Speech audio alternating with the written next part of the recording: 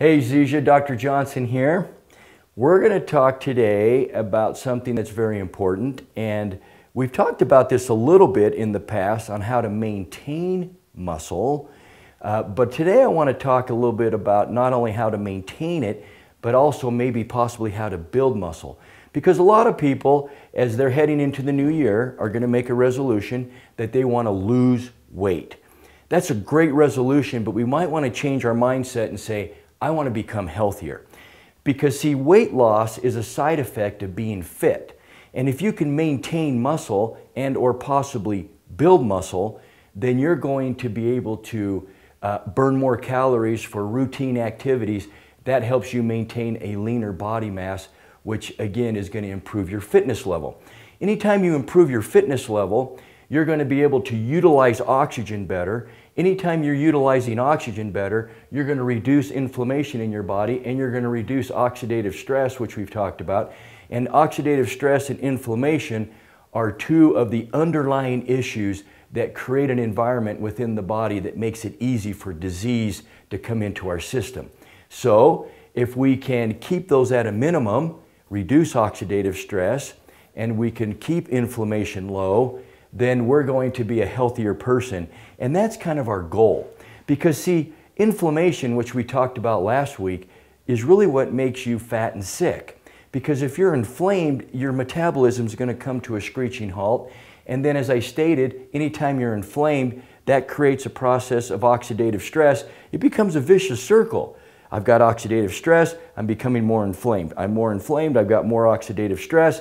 This again is very detrimental to your cells.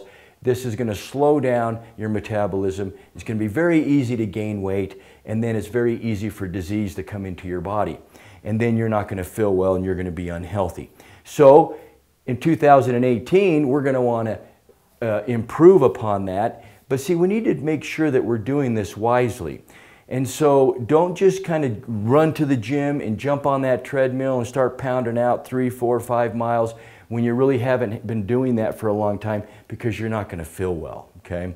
So use a strategy, be smart about this, and make this a long-term goal that you want to improve your health. And one way to do that is to gain muscle. But see, in order to gain muscle, you got to break it down.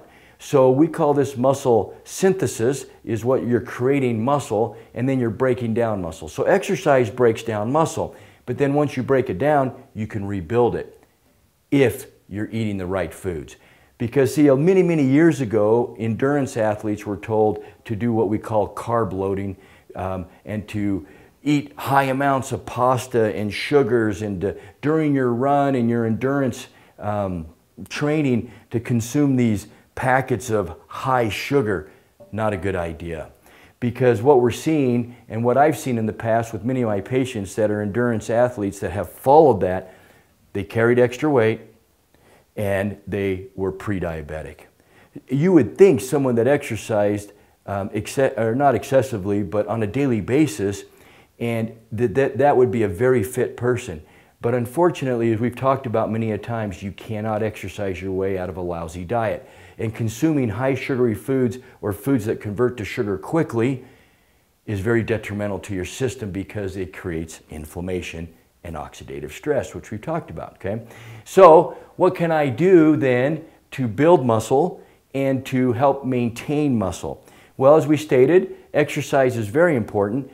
Lifting weights, wonderful way. So resistance training, and my beautiful wife, Nicole, has educated you guys quite frequently on exercises that you can do at home as well as in the gym that can help you maintain your muscle in the world of breaking it down and then rebuilding it. What I want to talk about are some supplements that you can take in addition to a diet that's rich in protein and healthy fats. Because what they're showing now in the studies is that if you truly want to navigate endurance and being an endurance athlete, you want a snack and you want to eat foods that have a good amount of healthy fat and a fair amount of protein. And so the old days of carb loading are losing favor because of what we're seeing in the detriments of people's health. So you want to be able to eat those foods that are rich in proteins. You want to eat foods that have a fair amount of healthy fats in them.